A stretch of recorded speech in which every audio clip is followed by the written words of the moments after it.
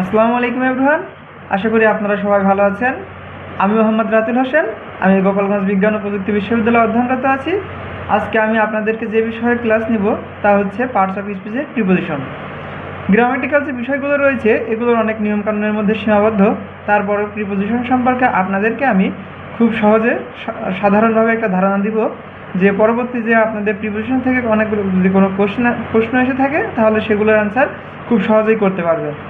তো আজকের এই আলোচনার মধ্যে আমি প্রিপোজিশন কত প্রকার, কী কী, বিভিন্ন উদাহরণ সহ এবং অ্যাপ্রোপ্রিয়েট প্রিপোজিশন সহ যে প্রিপোজিশনের যত নিয়মকানুন আছে সবগুলো ধারণা দেওয়ার চেষ্টা করব। যদি কোনো সমস্যা থাকে কমেন্ট বক্সে জিজ্ঞাসা করতে পারবেন এবং এই বিষয়ে বিস্তারিত জানতে চাইলেও কমেন্টে জানতে চাইবেন। আর এই বিষয়ে প্রিপোজিশন সম্পর্কে সম্পূর্ণ ধারণা পেতে আমাদের স্ক্রিনে চোখ রাখুন। তো ক্লাস শুরু। তো প্রিপোজিশন সম্পর্কে আপনাদের ভিডিওটি শুরু করা যাক। প্রথমত আমরা আসি প্রিপোজিশন কি। যে শব্দ কোনো নাউন বা প্রোনাউন এর বা নাউন ফ্রেজের আগে বসে তার সাথে বাক্যস্থিত অন্য কোনো নাউন বা প্রোনাউনের কী করে সম্পর্ক স্থাপন করে তাকে আমরা কি বলতে পারি? প্রিপোজিশন বলতে পারি। প্রিপোজিশন সাধারণত কি নাউন বা প্রোনাউনের পূর্বে বসে। এখানে কয়েকটি প্রিপোজিশনের উদাহরণ যদি আমরা লক্ষ্য করি তাহলে দেখতে পারি যে down, over, of, at, between, etcetera এগুলো সম্পর্কে আমাদের মোটামুটি ধারণা আছে। তো একটা এক্সপ্লেনেশন দেওয়া যাক। I have no ambition for fame. এখানে আই হচ্ছে প্রোনাউন এবং ফেম হচ্ছে সুনাম, নাউন। এখানে দেখেন আমার সাথে আই আমার এবং ফেম এর সাথে ফর হচ্ছে কি প্রিপোজিশন কি করছে, একটা সম্পর্ক স্থাপন করছে। দ্বিতীয় উদাহরণে কি বলা যায়? We are accountable to him. এখানে হিম হচ্ছে প্রোনাউন। কিসের pronoun?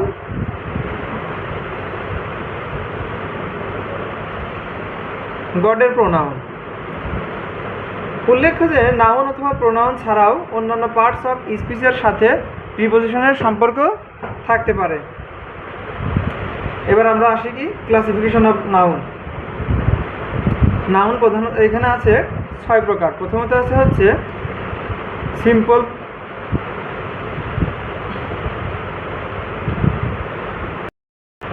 Classification of preposition. Preposition মূলত কয় প্রকার? 6 প্রকার। প্রথমত আছে হচ্ছে সিম্পল প্রিপোজিশন, নাম্বার 2 হচ্ছে ডাবল প্রিপোজিশন, 3তে আছে হচ্ছে কম্পাউন্ড প্রিপোজিশন, 4এ আছে ফ্রেজ প্রিপোজিশন, পার্টিসিপল প্রিপোজিশন, আর লাস্ট হচ্ছে কি ডিসগাইজড প্রিপোজিশন। লাস্ট হচ্ছে আপনাদের কি disguised preposition. Number 1 simple preposition কি? একটি শব্দের প্রিপোজিশনকে সিম্পল প্রিপোজিশন বলে। কয়টি শব্দ? একটি শব্দ। আপনাদের থাকতে হবে হচ্ছে একটি শব্দের প্রিপোজিশনকে সাধারণত হচ্ছে সিম্পল প্রিপোজিশন বলে। নাম্বার 2 হচ্ছে ডাবল প্রিপোজিশন। এই ধরনের প্রিপোজিশনগুলো দুটি ভিন্ন প্রিপোজিশনের সমষ্টি, কিন্তু তারা একটি প্রিপোজিশনের মতো কাজ করে। এখানে দেখেন উদাহরণ হিসেবে আছে out of, up to, along with, away from, into. এখানে দেখেন into, in plus to, within, with plus in, upon, up plus on, without, with plus out, on to হচ্ছে অন প্লাস টু, এটসেট্রা। আমরা দেখি simple প্রিপোজিশনে শুধুমাত্র একটি শব্দ ছিল, যেমন at, to, on, in, out.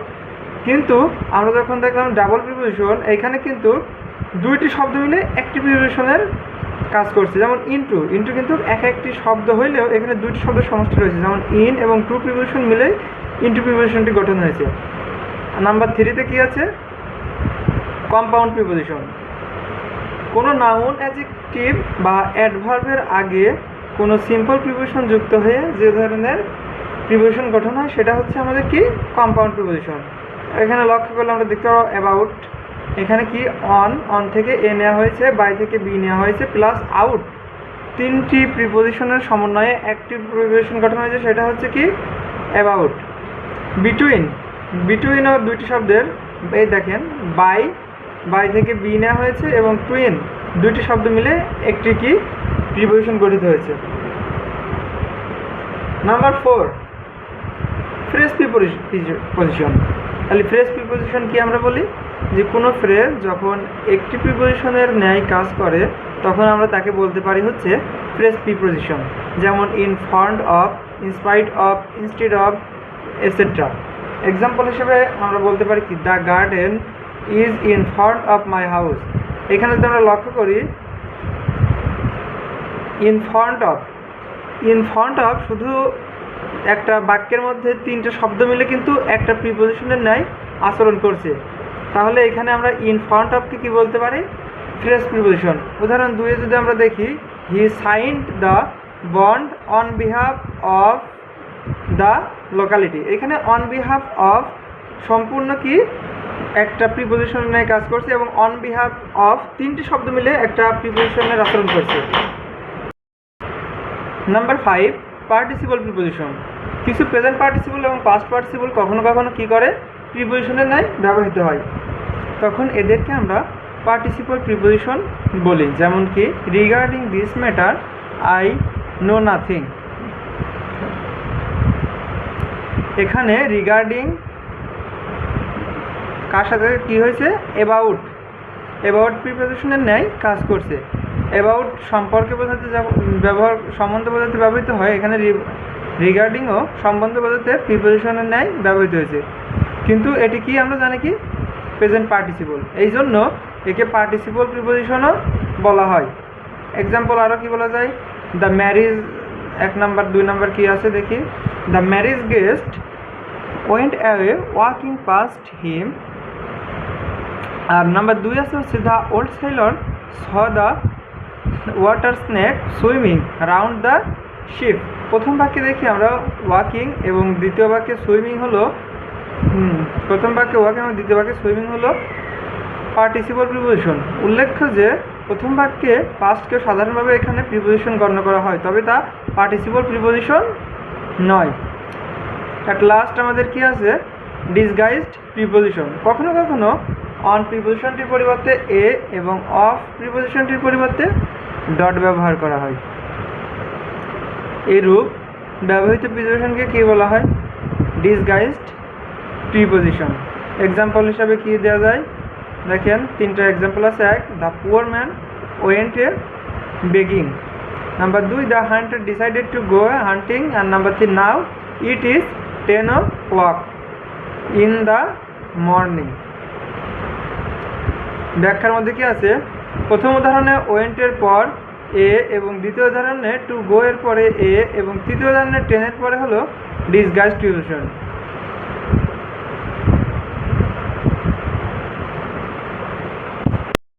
তো শিক্ষার্থীবৃন্দ, আমরা হচ্ছে প্রিপোজিশনের 6 প্রকার প্রিপোজিশন এবং কিছু উদাহরণ দেখেছি। তো আমরা নিম্নের ছকের মাধ্যমে কিছু সাধারণ ব্যবহার দেখতে পারি। এখানে আমাদের কয়েকটি প্রিপোজিশন সম্পর্কে দেওয়া আছে। Above, over, on, out, from, out of, তারপর হচ্ছে to, in, through, into, under, আর কি বিলো। তো এই সহজত এই প্রিপোজিশনগুলো আমাদের কোন কোন ক্ষেত্রে সহজভাবে আমরা ব্যবহার করতে পারি সেইগুলো সম্পর্কে আমরা জানব। তো প্রথমে আসে আমরা হচ্ছে টু। টু কি কোনো দিকে গতি বোঝালে। তারপরে আছে হচ্ছে ইন। ইন হচ্ছে ভিতরে স্থিতি বোঝালে আমরা ইন প্রিপোজিশন ব্যবহার করতে পারি। তো আমরা সবাই এই 4টি সম্পর্কে ভালোভাবে ধারণা রাখবো। আর 4টি যদি আমরা খাতায় লিখে নিয়ে কয়েকবার প্র্যাকটিস করি, এখানে যেমন অ্যাভব, ওভার, অন উপরে ব্যবহৃত হবে, সেজন্য একটা বৃত্ত আঁকানো হয়েছে, তার উপরে অ্যাভব, ওভার, অন দেওয়া হয়েছে। তেমন ইন এবং থ্রু হচ্ছে সবসময় ভেতরে বোঝাতে ব্যবহৃত হয়, যার কারণে ইন এবং থ্রু বৃত্তের ভেতরে রাখা হয়েছে। টু বাইরে থেকে গতিশীল কিছু যদি ভেতরের দিকে যাচ্ছে এমন বোঝায় তাহলে টু ব্যবহার করা হয়। আর আউট, ফ্রম এগুলো বাইরের দিকে বোঝাতে ব্যবহার করা হয়। ইনটু, আউট অফ, তারপর আন্ডার, বিলো। এই গ্রাফ চার্টটা আমরা ভালোভাবে বুঝতে পারলে প্রিপোজিশন সম্পর্কে খুব সুন্দর একটা ধারণা পাবো। তারপরে আমরা দেখি নাম্বার 3 আছে আন্ডার। অবিচ্ছিন্নভাবে আছে বোঝালে আমরা আন্ডার ব্যবহার করতে পারি। তো প্রত্যেকটা যদি একটা করে উদাহরণ দেওয়া যায় তাহলে বুঝতে আমাদের আরও সুবিধা হবে। আমরা প্রথম থেকে আসি টু। তো টু কি? যেমন এখানে বলা হয়েছে কোনো দিকে গতি বোঝালে আমরা টু ব্যবহার করতে পারি। উদাহরণ হিসেবে বলা যায় I am going to school, অথবা he goes to school, he is going to school. তো এখানে আমি স্কুলের দিকে যাচ্ছি অথবা সে স্কুলের দিকে যাচ্ছে, এখানে এক ধরনের গতি বোঝাচ্ছে, যার কারণে আমরা টু ব্যবহার করতে পারি। ইন ভিতরে স্থিতি বদলে আমরা কি করি? ইন প্রিপোজিশন ব্যবহার করতে পারি। উদাহরণ হিসেবে বলা যায় যে the pen is in the drawer. ড্রয়ারের মধ্যে কি কলমটি রয়েছে, ভিতরে স্থিতিভাবে। কলম তো আর আপনার ড্রয়ারের মধ্যে নড়াচড়া করতে পারে না, স্থিতি অবস্থায় পড়ে আছে। তো এখানে আমরা কি করতে পারি, ভিতরে স্থিতি আছে কোনো জিনিস, সেই ক্ষেত্রে আমরা ইন প্রিপোজিশন ব্যবহার করতে পারি। নাম্বার 3 হচ্ছে আন্ডার। অবিচ্ছিন্নভাবে কি আছে এখানে, নিচে আছে বোঝালে, অবিচ্ছিন্ন মানে কোনো বিচ্ছিন্ন নয়, কোনো কিছু থেকে বিচ্ছিন্ন নয়। যেমন উদাহরণ দেওয়া যায়, the cat is hiding under the table. টেবিলের নিচেই কি আছে, বিড়ালটি লুকিয়ে আছে। এখানে কি হয়েছে, আন্ডার ব্যবহার করেছে। তারপরে হচ্ছে অন। কোনো কিছু উপরে থাকবে এবং অবিচ্ছিন্নভাবে বোঝালে কি করব আমরা, অন প্রিপোজিশন ব্যবহার করব। উদাহরণ হিসেবে বলা যায় the book is on the table. তাহলে কি হচ্ছে, কোনো কিছু উপরে থাকবে, টেবিলের উপর কি বইটি আছে এবং অবিচ্ছিন্নভাবে আছে। আমরা যদি টেবিলের উপর কোনো বই রাখি কিংবা কলমদানি রাখি, যাই রাখি না কেন, যদি টেবিলের উপর কিংবা যে কোনো কিছুর উপর এমন কিছু রাখা আছে যে ওর সাথে সংযুক্তভাবে লেগে আছে এবং তা থেকে বিচ্ছিন্ন নয়, উপরে আছে, তখন আমরা কী করব, অন প্রিপোজিশন ব্যবহার করব। তারপরে হচ্ছে ওভার। কোনো কিছুর উপরে বিচ্ছিন্নভাবে গতি বোঝালে ওভার প্রিপোজিশন ব্যবহার করা হয়। যেমন আমরা যদি বলি the bird is flying over the sky. যেমন কোনো কিছুর উপর বিচ্ছিন্নভাবে গতি বোঝাচ্ছে, কিন্তু এখানে আমার মাথার উপর দিয়ে যে পাখিটি উড়ে যাচ্ছে, সে পাখিটি কিন্তু আমার মাথার উপরে স্থির নয়, সে গতিশীল অবস্থায় আমার মাথার উপর দিয়ে উড়ে চলে যাচ্ছে। সেই জন্য আমরা কি ওভার প্রিপোজিশন ব্যবহার করব। ফ্রম, টু এর বিপরীত। তাহলে ফ্রম কি বলেছে, যে টু এর বিপরীত। আমরা গ্রাফ চারটি দেখি। এই যে টু হচ্ছে বাইরে থেকে কোনো কিছু গতিশীল ভিতরের দিকে আসছিল, আর ফ্রম কি কোনো কিছু ভিতর থেকে বাইরের দিকে চলে যাচ্ছে। তো ফ্রম হচ্ছে কি টু এর বিপরীত। তাহলে ফ্রম এর উদাহরণ হিসেবে আমরা বলতে পারি যে I am returning home from school. আমি স্কুলে গিয়েছিলাম গতিশীল অবস্থায়। মনে করেন যে স্কুলকে যদি আমি এখানে বৃত্ত হিসেবে ধরি, তো টু, আমি স্কুলে গিয়েছিলাম, I am going to school, এখানে টু ব্যবহার করেছিলাম। আর আমি স্কুল থেকে বাসায় আসছি, যেহেতু টু এর বিপরীত, সেজন্য কি I am returning home from school, এখানে আমরা কি করছি, ফ্রম ব্যবহার করছি। তো টু এর বিপরীত হচ্ছে ফ্রম প্রিপোজিশন। তারপরে হচ্ছে ইনটু, ভিতরের দিকে গতি বোঝাতে হচ্ছে ইনটু প্রিপোজিশন ব্যবহার করা হয়। যেমন he walked into the room. He walk, ভিতরের দিকে, সে কি করছে, হাঁটাহাঁটি করছে কোথায়, ঘরের মধ্যে। যদি কোনো কিছু গতিশীল আছে এবং ভিতরের দিকে আছে এমনভাবে, তাহলে আমরা কি বলবো, ইনটু ব্যবহার করব। তারপরে হচ্ছে আপনার আউট অফ। আউট অফ কি, ইনটু এর বিপরীত, মানে বাইরে। She come out from the house, সে ঘর থেকে কি বাইরে হয়েছে, ভিতর থেকে বাইরের দিকে চলে যাচ্ছে। তারপর আছে অ্যাভব, কোনো কিছু বিচ্ছিন্নভাবে উপরে আছে এবং স্থির আছে, এমন বোঝালে আমাদের একটা সহজ উদাহরণ হচ্ছে কি, আকাশ। কি বলতে পারবো, the sky is above our head. আমাদের যে মাথার উপরে মেঘ কিন্তু আবার এইদিকে গতিশীল। আর আমরা স্কাই বলতে কি মেঘ কিন্তু কল্পনা করছি না, আমরা স্কাই বলতে সম্পূর্ণ আকাশকে কল্পনা করছি। তো আমরা বলতে পারি কি, যে the sky is above our head. Last কি আছে, বিলো। বিচ্ছিন্নভাবে নিচে বোঝালে সেক্ষেত্রে আমরা কি করতে পারি, বিচ্ছিন্নভাবে নিচে বোঝালে বিলো প্রিপোজিশনটি ব্যবহার করতে পারি। উদাহরণ হিসেবে বলতে পারি he is below the fan.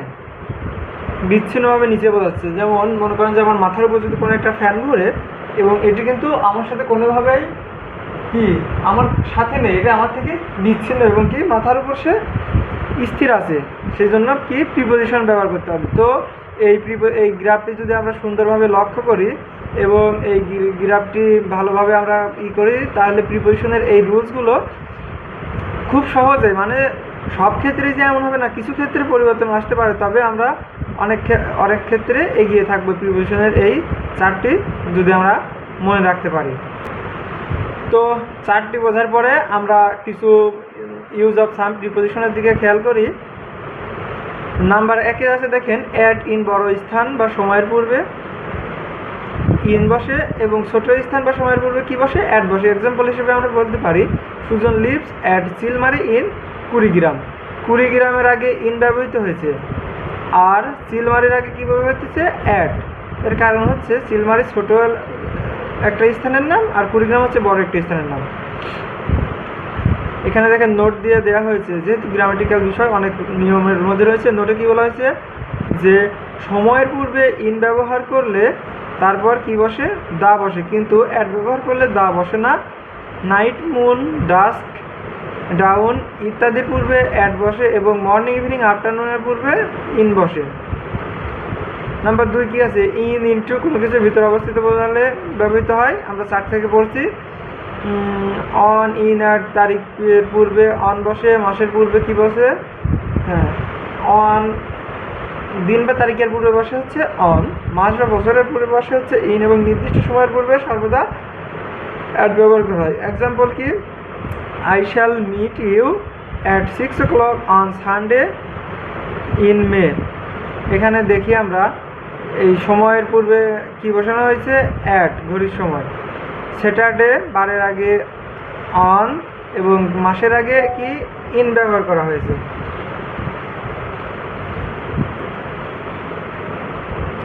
তারপর আফটার, ইন অতীতকালের ব্যাপক সময়, পিরিয়ড অফ টাইম বোঝাতে আফটার, এবং ভবিষ্যৎকালের ব্যাপক সময়, পিরিয়ড অফ টাইম বোঝাতে কী হয়, ইন।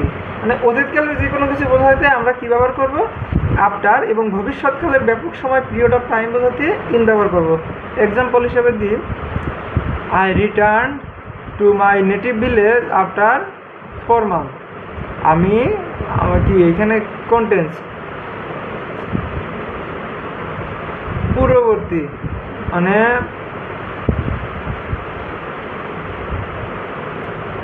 অতীতকালের কি ব্যাপক সময় না, আমি আমার বাসায় ফিরে আসতে কি প্রায় 4 মাস পরে। এখানে ব্যাপক সময় বোঝাতে কী ব্যবহার হয়েছে, আফটার ব্যবহার হয়েছে। ইন উইদিন ভবিষ্যৎকালের ব্যাপক সময় বোঝাতে ব্যবহৃত হয়। নাম্বার 6, ইন বিফোর বাই ভবিষ্যৎকালের ব্যাপক সময় পূর্বে ইন, নির্দিষ্ট সময় পূর্বে বাই বসে। এক্সাম্পলগুলো আপনারা দেখে নেবেন। তারপর হচ্ছে ইন অন টু, সীমার মধ্যে বোঝাতে ইন, সীমার বাহিরে বুঝতে টু এবং সীমার উপরে বুঝতে অন ব্যবহৃত হয়। নাম্বার 8, ইন আফটার ফিউচার টেন্সে ইন বসে এবং পাস্ট টেন্সে কী বসে, আফটার ব্যবহৃত হয়। নাম্বার 9, সিন্স ফ্রম ফর, নির্দিষ্ট সময়ের পূর্বে সিন্স বা ফ্রম এবং ব্যাপক সময়ের পূর্বে ফর বসে। সিন্স দ্বারা শুধু কি অতীতের নির্দিষ্ট সময় এবং ফ্রম দ্বারা টেন্স এক সময়, সব টেন্সের এক সময় বোঝায়। সিন্সের পূর্বে সর্বদা কী হয় বলেন তো, past perfect, past continuous tense হয়। এক্সাম্পল হিসেবে বলি যে it has been raining since evening, অথবা it has been raining for 4 hours। এখানে কিন্তু ফর ব্যবহৃত হয়েছে আর এখানে দেখেন সিন্স ব্যবহৃত হয়েছে। সময়ের পূর্বে কী হয়, ফর হয়, ওই জন্য এখানে রেইনিংয়ের পরে ফর ব্যবহৃত হয়েছে।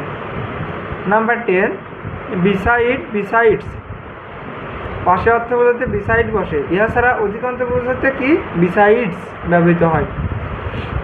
উদাহরণ দেওয়ার, যেহেতু আমাদের ক্লাস টাইম দীর্ঘ হয়ে যাচ্ছে, তো উদাহরণগুলো আপনারা দেখে নেবেন। তারপরে কি 11 বিটুইন এবং 2-এর মধ্যে বিটুইন, 2-এর অধিক হলে এমং বসে। তারপরে বাই উইথ, যে করে তার পূর্বে বাই এবং যার দ্বারা হয় তার পূর্বে কি বসে, উইথ বসে। অন আবার কি লাগালাগি অবস্থায় উপরে হলে অন, মানে কোনো কিছুর সাথে অ্যাডজাস্ট লেগে আছে এমন থাকলে কি অন ব্যবহৃত হয়, এবং মাঝখানে গ্যাপ আছে অনেক উপরে আছে এরকম এই ধরনের কোনো কিছু বোঝাতে কি ওভার ব্যবহৃত হয়। অ্যাভব হচ্ছে অনেক উপরে বোঝাতে অ্যাভব হয়, আপ নিচ থেকে উপরে গেলে আপ হয়, অ্যাক্রস হচ্ছে আর বোঝালে অ্যাক্রস। তারপরে থ্রু, কোনো কিছুর মধ্যে দিয়ে বোঝালে থ্রু ব্যবহৃত হয়। আন্ডার, বিলো সোজাসুজি নিচ হলে আন্ডার এবং দূরে সরে গিয়ে আন্ডার। এখানে হচ্ছে কিছু ঝামেলাপূর্ণ প্রিপোজিশন আছে, আপনারা এগুলো সব দেখে নেবেন।